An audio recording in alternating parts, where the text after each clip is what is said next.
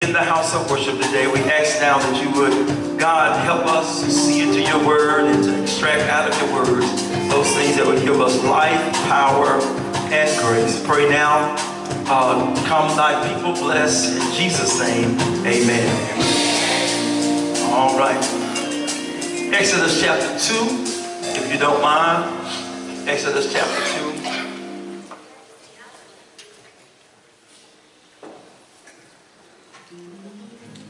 Amen. Exodus chapter 2. This sermon today is not the continuation of last week's message.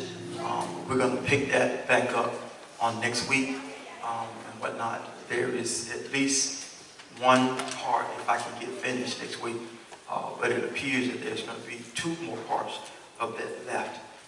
But today we're going to deal with this, and then we will pick up on next week with the series that we started. All right, I'm going to read the first 3 verses for you from Exodus chapter 2 and hear the words from the King James Version of the Bible. And there went out a man of the house of Levi and took to wife a daughter of Levi. And the woman conceived and bare a son. And when she saw him that he was a goodly child, handsome little boy, a goodly child, she hid him 3 months.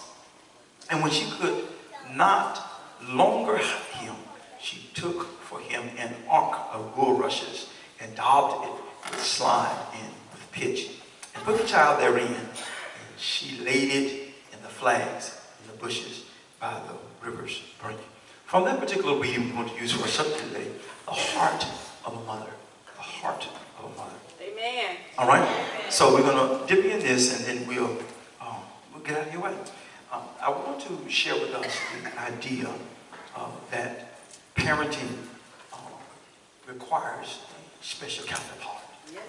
Not everybody will be good parents.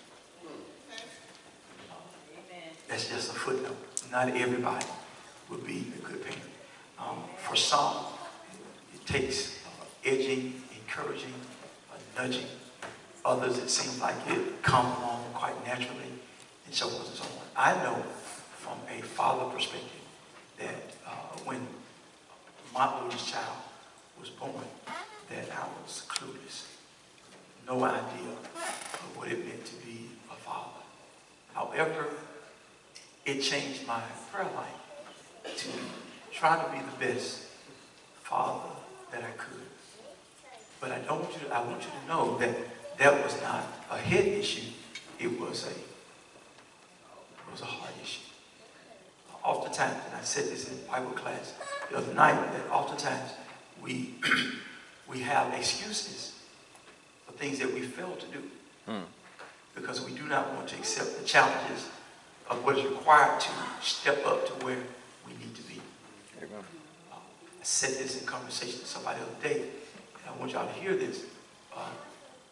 When we have children, children are not pigs in ponds. What you and the other parent got going on, that's y'all business. But you don't use children to be played in between two of you. I'm going to say something that's very, very, very, very serious. Your child has a right to get access to his or her parents. You ain't got to agree with that. That's true. Amen. Your mess ups and your mess has nothing to do with the other parent. Amen.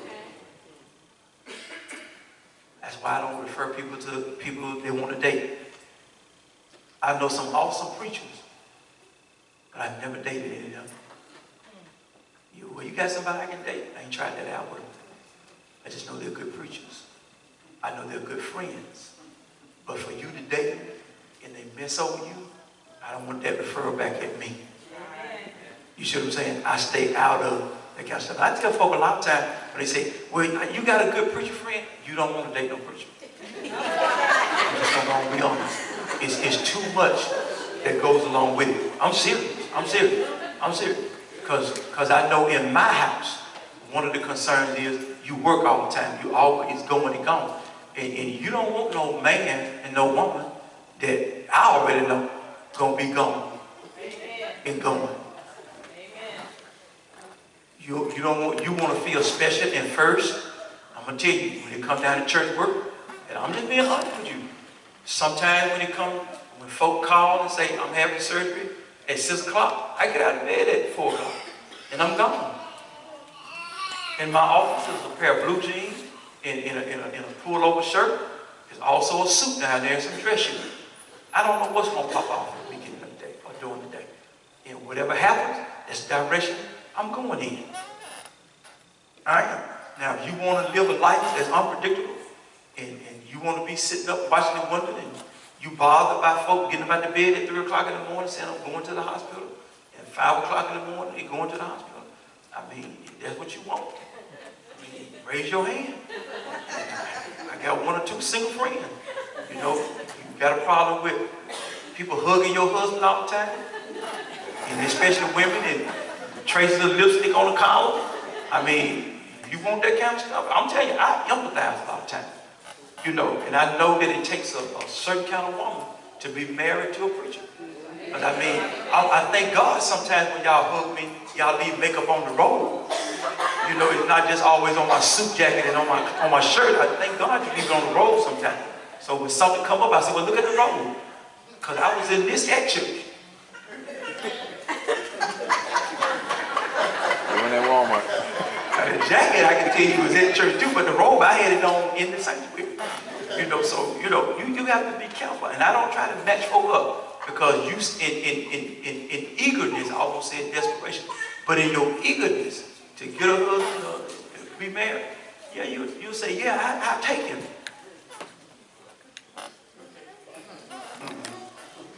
I'm not putting that on nobody. I pray my daughters don't marry preachers. Because I know what that life looks like. I'm just being honest. I know what it looks like. You know, your phone ring all the time. If you a phone stalker, phone person that don't question, you don't want that. You know, I'm just saying.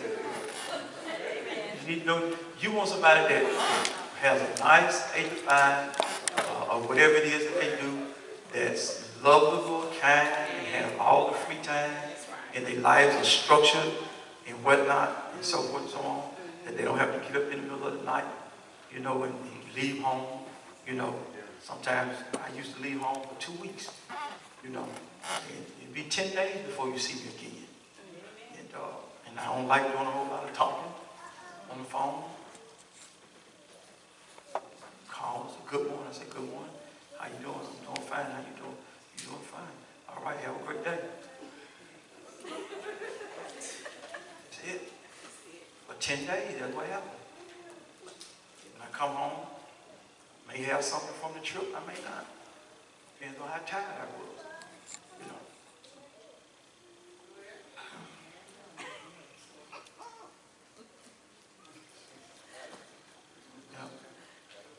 But I always left some money behind in case something happened. There you go now. Left some money and instruction behind in case something happened. There you go. Yep. And if I made a check while I was out, I came in and I gave it to you. I said, listen, I want to go to sleep. So you can go spend this on whatever you want to spend it on. And then we get 3 or 4 hours or a day of sleep. You spend all of it. All of it? Yeah. Yeah. And I think in the long run, I was an okay husband. I'm still living, so I got room to grow and connect. But in the long run, I was an okay husband. Amen. Heart issues. For us to be compassionate is a heart issue. For us to be loving and kind is a heart issue. This is probably going to be alarming to you. But it's odd that in this past week I've had these conversations, but there was a lady who was given away at birth to a family member. They're wrestling with the thought that, was I good enough or not? And that's an issue for some. And that's another reason why you don't marry no preacher. All kind of stuff come to it. They take a lot of us to stay sane. And to keep from drinking and smoking. All kind of stuff just to keep peace. And I said to her, I said, let me turn your life over for a moment. Perhaps there have been people who have been helping you to think and share the idea that your mom didn't do you right. That she gave you away. That's one side of it. But I applaud a parent that feels like I don't have everything that this child needs. And deserves. Or these children need. And I know that I'm not ready. And they would say, would you provide a better life for this child than I know I can prepare or I can do?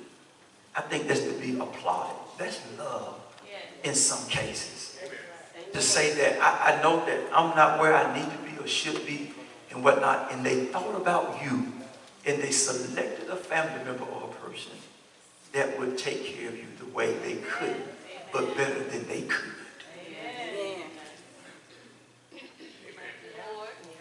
I think that's to be appreciated.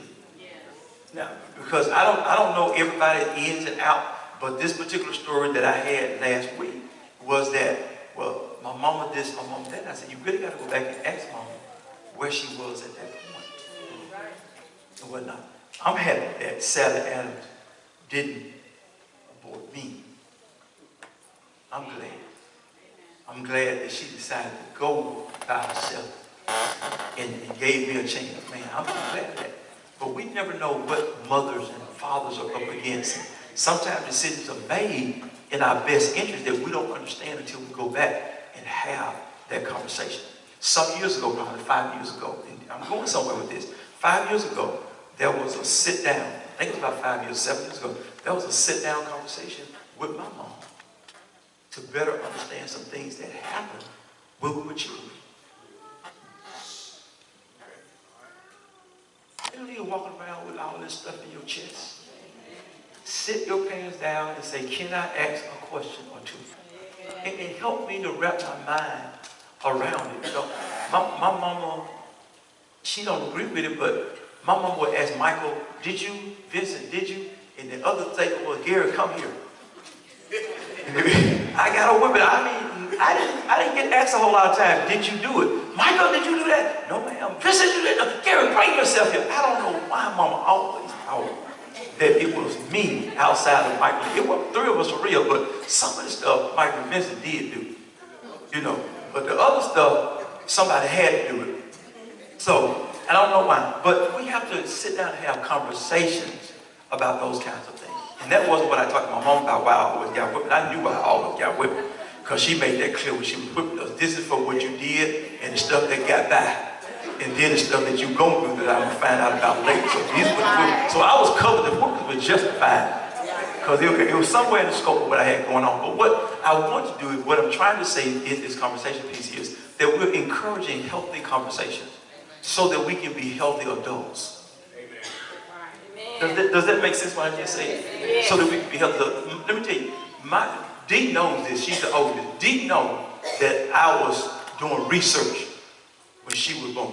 I ain't know nothing about being no dad. But when Alicia came along, I had it a little bit better. I understood some things a little bit better. When Garrett came along, I mean, I was okay a little bit. I was farther along in my understanding of what it meant to be a parent. You know, I'm glad we have no more children because, you know, I was through figuring it out at that time.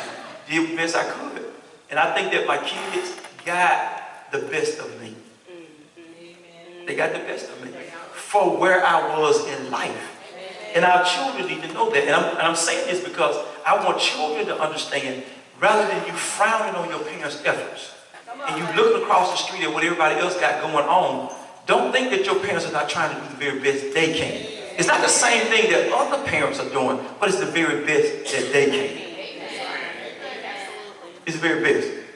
I learned as an adult, when I look back over some pictures and stuff, I remember Michael having on like a blue Levi's blue jean suit. Yeah, pants in the bottom neck. I had on something, I think mine might have been yellow and Vincent might have been some kind of color. But I look at the pictures that Mr. Howard in Canton always do, Salad Three Boys. We would get dropped off at the barbershop. It was every Friday. We had clean, fresh haircuts every week. Mama made sure we had good clothes and all that kind of stuff. And then at about my 9th grade year, Mama lost her job. And so Mama lost her job. I remember us getting up and going to garage sales at 5 o'clock in the morning. Mama was doing the best that she could at the place she was in life. But we were never dirty. We were always groomed. We were always well pressed with clothes and whatnot. The people at the cleaners, quality cleaning Kent, those people knew our name. Those are Sally boys, dropping off clothes, picking up clothes, whatever. Mama did the best she could, but it took me getting to be an adult to realize that Mama would fight the best fight where she was. And I appreciate her more now than I did when I was in my teenage years and this, that, and the other and so forth going on. I appreciate it because I realized that this woman really did the best that she could.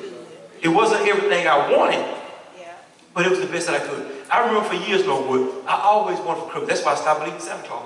Every year I pray to Santa Claus, I want a scooter, I want a scooter, I want a moped, I want a moped. Santa Claus kept bringing all this other stuff. Listen, man, are you deaf, too old? You just might need a job, but I just want a moped. Santa Claus one year even brought a bike. No bike, man. It's a moped. M-O-P-E-D. You just got one. I'm gonna tell y'all something. I was in college and doing my undergraduate work because I had finished my associate degree. I was preaching at this time at Stillman College, finishing up my degree because when I got church appointment in Alabama, I finished up my 4-year degree over there.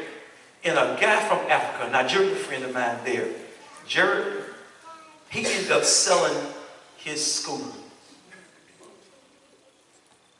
And I was telling my mom about it in the casual conversation. Do you know my mama gave me monies to help buy that scooter? I almost started back believing in Santa Claus. But here are years later, this stuff this is for real talk I have here. But what I'm talking about, y'all remember the subject of Heart of a Mother, the mother's heart? My mama had not forgotten in all of those years that I wanted a scooter. I was grown and had 2 children at that time. But she had not forgotten my son's prayer. When I was in school, probably was wise not to give me one because I was already kind of a challenge a little bit. If I had got to school, they would tell you where I would have been. Probably would have been dead. I don't know. But I ended up buying this Yamaha. It would run, Yamaha, it would run about 110. I tried every bit of it. I tried every bit of it. That's probably why my mom probably said, I don't need to give him that because God got so much for him to do. And if he get it now, he'll probably kill himself. So this is the beauty of life. It's recognizing that mothers, and I'm speaking specifically, that they do the best they can where they are at the time. And as life gets better, life gets better. Are y'all with me? So that's a life of sacrifice. And that's really what I've been talking about. I've been talking about what's over in chapter 1 that brings us to chapter 2. But here's a mother who ends up having a male child. And it says that a man went over to Levi's country. He joined with a woman. The woman conceived. Doesn't even tell us her name. But it ends up telling us that she's conceived a child. And that when she looked at this child, he was a goodly child. He looked like me. He was a good-looking child. He looked like me when I was a child. Come on now. I have grown up and a whole lot of things have changed. I was full as a child. You all won't believe that when I was a little kid, they used to call me, my nickname was Potbelly. That I was a fluffy little boy. But I grew up. Things slimmed out, trimmed out. Life happened. Some of the frustration shows on my face. And I'm not as handsome as I used to be at 3 months. I was a precious little child at that time. And this mother goes through this. I want you to understand that while she was going through her term with this child, there was a decree out from Pharaoh who didn't know Joseph. Y'all know that story. I got to tell you that Joseph ends up in Egypt and he comes ahead of his fathers and his brothers, and he ends up setting up a place in Goshen because he found favor with the king. He goes to Potiphar's house, and Potiphar's wife ends up accusing him of molestation, rape, and all that kind of stuff. He goes to jail, and then the boy in the jail forgets to mention him to the king, and then the king has a dream in the dream. So y'all know what I'm talking about, right? So what ends up happening is Joseph finds favor. And what ends up happening is that this Pharaoh dies, and it ends up being a President Trump. I mean, another Pharaoh that ends up on the throne. And this Pharaoh does not have the heart of the previous Pharaoh. Follow the story. So what ends up happening is that he has this idea that if these Hebrew boys are allowed to be born and allowed to live, what's going to happen is they're going to join themselves with the foreigners and others, is what it says, with others, and they will overtake our land. That they would end up being stronger than we are, more powerful than we are, if they allow to live and grow. I want you to know that this story runs parallel with 2019. Amen. There is a conspiracy still against male children of African descent. There is a conspiracy. They can't outright kill us, but they can outright incarcerate us. They can't outright give us drugs and give us addictions, the things that will make us negate our responsibility of being the giants in the community in which we live. It's not by happenstance that statistics already show that by the 3rd grade, you can go ahead and measure how many jails you need. Come on now. I don't want you to miss what's in the text now. His name is Pharaoh, but this is another name in our day and time, that there is a plight against the African American male. What Pharaoh is afraid of, if they grow up, they will begin to think. What our counterparts are afraid of is that if we grow up and think, we will become a powerful nation. So that's why they don't care about our education, why education and funding in our area is so poor and underfunded. Because they know that if we get an equal education, don't think that you jumped out the 60s, baby, you just changed time. The same struggle that we were fighting for in the 60s was a fair and equal education is still a problem today. Because they know that if they empower our minds, we'll raise them as a people. And that's why mothers and fathers have to be especially careful that our men children, our male children grow up as male in men. The alternative is not our answer. No, if God birthed a male, he intended for him to be a male, and we need to stop compromising and saying that's so sweet and so kind. No, when we accept the alternative, it's almost like we put a spear in our own side.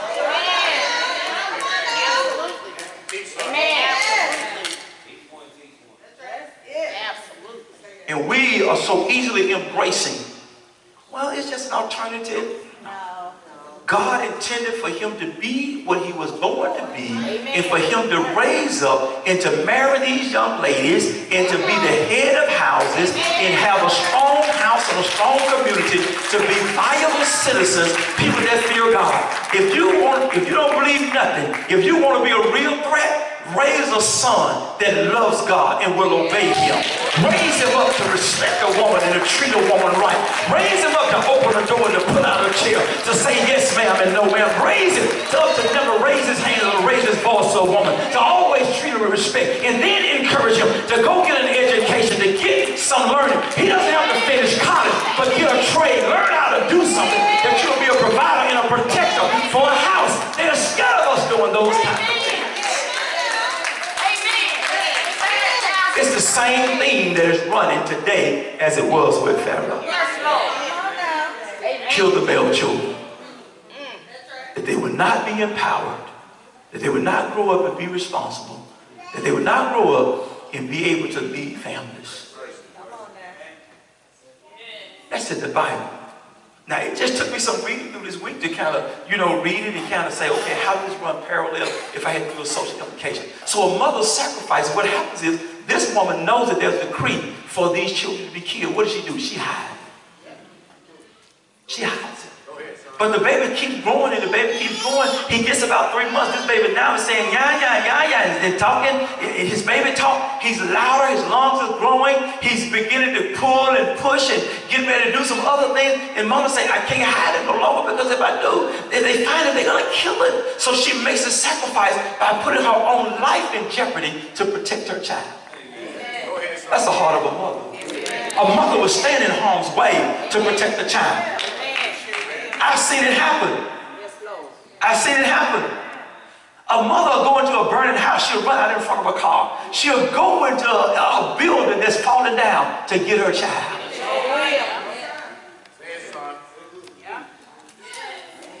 Yes, Lord. I will tell y'all something. Come on. I will tell you this much. I got to find this author on Lefa. And remember, because I read the book about breaking the chains of psychological slavery. But in that reading, it talks about how we're disconnected. That's why it's so important that we have it's important for us that men are connected to their mothers and their fathers. Amen. To their sisters and their brothers. Amen. That they're connected. Because there's a sense of community that goes along with it. It should bother a man to conceive a child and can walk away. Come on now. Amen. Amen. Amen. It should bother him to pay $100 child support and pay $600 car note. And he doesn't have a problem paying a $600 car note, but he got a problem paying $100 child support. And there's something wrong with that picture. Yes, it is. You see, I hope y'all understand. See, this is why I avoid these public conversations with folk that always want to roll up on me and say, Pastor, what the Bible say about this? What the Bible say about being homeless? You don't want me to get into that. Because what I'm going to ask you to do is that when just think about really what's happening here, because there's a conspiracy. There's a Pharaoh on the land. And he doesn't want us to be who God has identified us to be. Amen. And when we live less than what we're supposed to be, it's like we've already shot ourselves in the side. It's like we've already shot ourselves in the head. And to accept that as a community, suicide. it's a problem. I don't know what Gary going to be. But I know why he was at my house, what he tried to be. Or at least fooled me he gonna be. Amen. When he was with me. Amen. So when things don't line up, you look for the alternative. Amen. Say, well, what is the deal, Pastor? Women, they want compassion. They want consolation. They want to feel that attention and that care. And if they don't get it by human nature, it's something we desire. So if I can't find it where it ought to be, I'll find it where I can. That's right. Y'all ain't got to agree with me. You ain't got to stand and stare at me like a cow looking at a brand new headlights. You ain't got to, I'm talking facts. I'm talking facts. It's a struggle that we're in. It is against the family. Don't forget, ever forget what John 10:10 say. The thief comes except to steal, kill, and destroy. Amen. And just like they were after these male children, they're after yours. There's no way for us to identify ourselves as the people of God in a family unless the male be the male that he's born. Amen. Amen. Now, I know what you're probably thinking, and we can have this conversation a little bit later. I will engage you one night in Bible class with it. But what about the behaviors and how people are born? And then that's where you have to get into people that understand mental health. You get into clinical things now. Amen. Because if you can alter a person who is schizophrenic, if you can alter a person who is this attention deficit stuff, and we need to stop making money off our kids for this, and stop letting school push us into these kinds of things.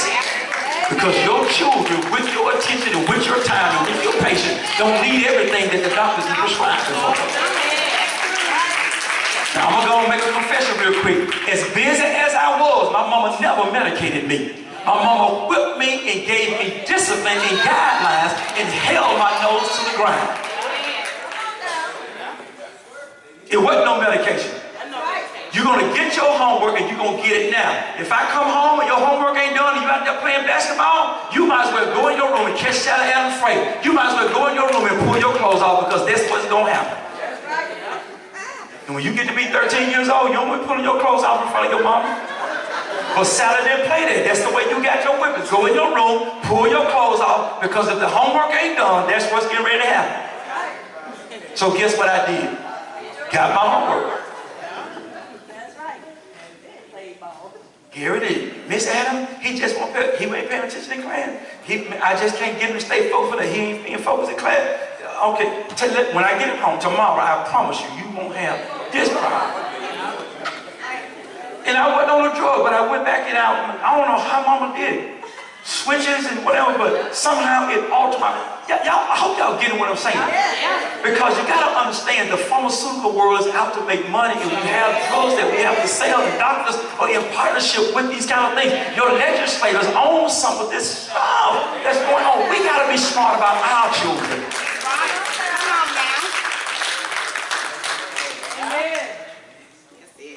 So when we get into clinical psychology and stuff, y'all didn't know I was this smart. But when you get into clinical psychology and stuff, you begin to understand human behavior. And you can begin to understand that some of this stuff is not as dormant as we think it is. Amen. It requires some work, it requires some coaching, it requires some mentoring, it requires some teaching. Amen. Can I make one more point and hit my last 2 points and we go? Yes, sir. Check this out. You can help me with this one. Why is it when we look at, and this is public, first time we're going public on this. Why is it that when we have same-sex relationships, why does one person mimic the gender of the other? Come on. We call them butch. Okay, if you want a woman, want a woman. Yeah. Don't get nobody that's hard like me. Don't get nobody that's trying to be like who I am. I mean, if you want somebody else, then you want somebody else. Same thing with guys. I mean, I don't see Monifa walk right here. And guys, when we decide we're going to be all that, we got to be extra. No, that's your private stuff. You follow what I'm saying? I can be gay private. Because that ain't your business. And I don't have to flaunt it. Right. And they switch harder than anything else. And my thing is, it doesn't take all of that. If that's who you are, then be who you are. But you don't have to flaunt it in the rest of us, in our faces. Come on, Pastor. Because it appears to me you're going after what you're saying you don't want. You don't want. Come on, man. Now that's just my argument now. It's just my argument. Because it's something else that goes along with this now. It's a deeper conversation. Did it? But I can't have that conversation because kids are here. Can't have that conversation. I'm telling you, it boils down to what is my pleasure preference. That's it. And when I choose myself, I end right back up in the Garden of Eden. Because that's what's Adam's problem and Eve's problem in the garden, was they chose themselves over God. They wanted to be happy. They wanted to be in charge. They wanted to be pleased. They wanted to be satisfied. They wanted things their way. And when it happened, they fell out of grace. Amen. Mother's sacrifice is holding us to the fire. The other thing is that a mother takes risks. What ends up happening is this boy grows, and she decides that I can't keep him at home no more. So she takes him down by the river, and she decides to make a basket at the river. Stuff that don't really make sense. Slime and make a basket, weave it together, so forth. And this mother does a very, very brave act here. She releases her son.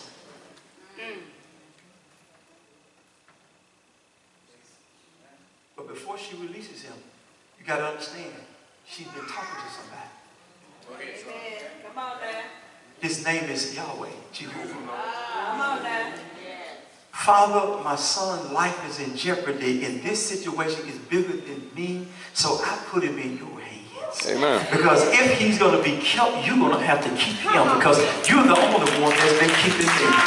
Pharaoh and the midwives won't kill him, and the soldiers are going from house to house trying to kill every child. God, if he's going to be spared, you're going to have to spare him. What I'm telling you is that there comes a point in time in our lives, and Noble, you and I have talked about this, there comes a time in our lives when these male children, we got to take our hands off of them. We go as far as we can go, but when the reach gets too far, we got to put them in God's hands. We got to tell them, God, I've done everything I know to do, I've done everything that I can do, but God, I trust you with their lives. You've done all right with me, so I trust you with him. Take him farther than you've taken me. Do more with him than you've done with me. Be better to him than you've been. Y'all ain't raising no boys, I'm gonna tell you, man. It's a spinning top. It's a spending time. You can feed them, you can clothe them, you can ride with them, you can talk with them, you can put them to sleep. They wake up some kind of way different. I don't know how they do it. They get some kind of thing in their mind, and Lord Jesus, they hear what you say, and when you ask them about it, I heard you, yes sir, that was just, why in the world did you choose to do something different than I told you? I told you the repercussion, I told you the outcome of it, you still told, yes sir, yes sir, yes sir. In the first week, they love you. Next week, you're like, what happened? What happened? Come on now. Tell y'all this, I'm gonna move from this. My son had been talking about an earring. We went through the Bible, and I laid the Bible down to him. That boy turned 16, 17. He was this way. Lord have mercy, Jesus. Every fool around there, can I talk to you, Daddy? Yes. I hit him with scripture. That boy came back to me with some verses out the Bible. And he talked to me good. He said, I don't know what the problem is, because when God knows my heart, and God knows that I ain't gonna do nothing to hurt him and stuff, and it's just a hole in my ear, and God knows, and blah, blah, blah. That boy was laying it down.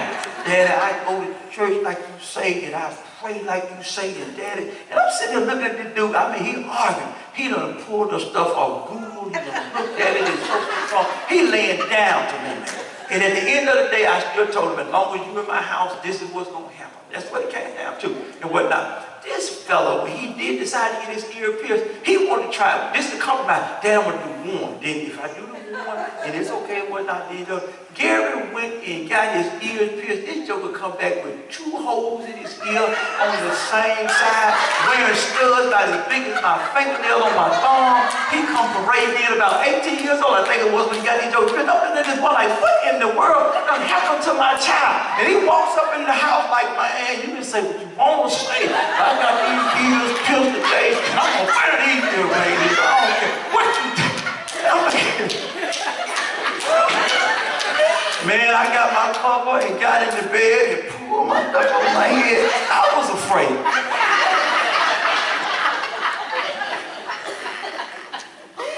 He tells me God ain't got no problem with no earrings. It ain't gonna change who I am. But here we are. Mother takes risks. I had to give Gary. Come a time when you go as far as you can go. You got to let that basket go. And sell the course that it's going to sell. But it's not that you've given up on your child. You've given your child up to God.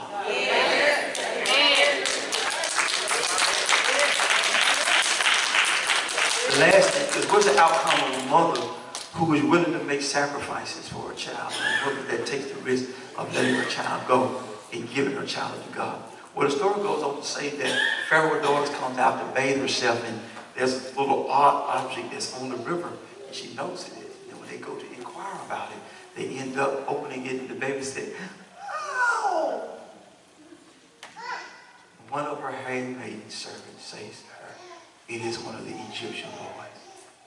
Shall I fetch for you one of the Hebrew boys? Shall I fetch for you one of the Hebrew mothers, that she may nurse him for you?" Catch the language. She made Pharaoh's daughter feel responsible for the child. She connected the foreign woman to a child. Now, why did I bring that up? Because if you heard the prayer call Wednesday morning, jumpstart your day, I said to you that you need to be very strategic with your words. If a man's belly is fully satisfied with the fruit of his lips, and in the tongue is both the power of life and death, you're going to have to be strategic about how you use your words. Don't just waste them. Value what you have to say. Because your words oftentimes are the bridge to your next level. Y'all don't hear me today. You have to realize that God has given you the tool of communication that often is persuasion. Can you hear the conversation between this maiden and this woman who has, if she's Pharaoh, catch me now, if she's Pharaoh's daughter and the decree out is to kill the Hebrew boys, and here is a Hebrew boy, but the maiden says to her, shall I fetch a Hebrew mother that she may nurse him for you? That's right. And the daughter has compassion. He says yes. What is the end result of this? You realize that when the girl went and fetched a Hebrew woman, she comes back with Moses' mother. What are you saying, Gary Adams? What I'm saying is that when we let our children go to God, God will send them back.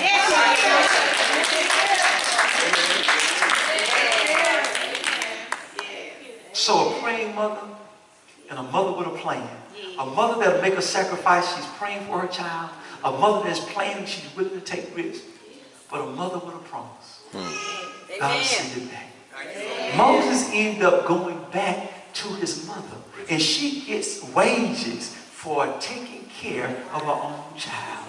Now, ain't that something? But watch out now. What is really a mother's concern? Agree with me or disagree? That my child get a good education, that my child is well taken care of, that my child grows up and be responsible. In Pharaoh's house, Moses gets the best education. He goes with no lack because in Pharaoh's house, he gets all of the luxuries. Tell me God will hear and answer you. Here is a woman that took a chance on God. And when she trusted God with what God had given her, God not only took care of it, but God gave it back to her in her own hand. Mothers, I encourage you. If you got a child that's out there in the streets, and I did say streets, and a child that seems like they're not going to have any direction in life, give them to God. When you prayed your prayers, don't you stop when you finish the last one. Keep that child named before God and keep his face lifted before God. Because I promise you that if you do what you're supposed to do on the front end, God on the back end is going to take care of it. Amen. My brother told me the other day, he said, man, Gary went to church. And I'm still trying to get used to these millennials, man. You know, Gary ain't no millennial, I don't know what he is. But Gary was sitting up in church with some kind of cone hat on his head. And I said to my brother Vince, because he goes to church with Vince and Felicia. And I said to Vince, I said, why do you tell Gary to take the hat off? He said, man, shoot. I really didn't know what to think, you know, he said up there. But this is what you have to know about Gary now. When it's wintertime, Gary may have on steel-toe boots, some jogging pants, he may have a sweater on or a hat on his head, and you look at him like, this dude got to be hot. He may have on short pants. Now in the wintertime, Gary may have on a short sleeve shirt, a t-shirt. You know, it's like he got the season backwards. But that's him. And that's what I have to realize about him. 365 days a year, he sleeps with a fan on his head. Gary stays hot all the time. It's just like he keeps a fan on him all the time. But when he dressed, I'm like, dude, do you know it's not winter, it's summertime? He got boots on, he may have on some jogging pants, he might have, you know, if he has short pants on, he got a long sleeve shirt on, he got a hat on his head. I don't know. I think going to Ridgeland, Madison School, I look at it. But here's the thing. Chris was saying with me, he said, Gary sat and he played with his phone. He's like, man, this dude sit up here with his hat on, he ain't paying no attention. Church was over, they ate dinner. Conversation comes up. This boy spits back the whole sermon. He said, man, I didn't think the boy would listen. He would just sit there, just basically play with his phone. Head was down, look around, whatever. And he got it. And when Vince was telling me that, I said, God, you will answer my prayer. Amen. Let me tell you something. When you go before you go, God has an advocate on the other side. That's willing to pick up at where you can't reach. And I thank God that Gary is out there, but God knows that he's found a church that he's comfortable with. He's staying with my sister, of course, and he's got to pay some bills because that's what I told him he needs to do. But he's out there and he's finding his way. But as he's finding his way, he's realizing that church is essential. A relationship with God is important. That I must have God as a part of this equation if I'm going to be successful.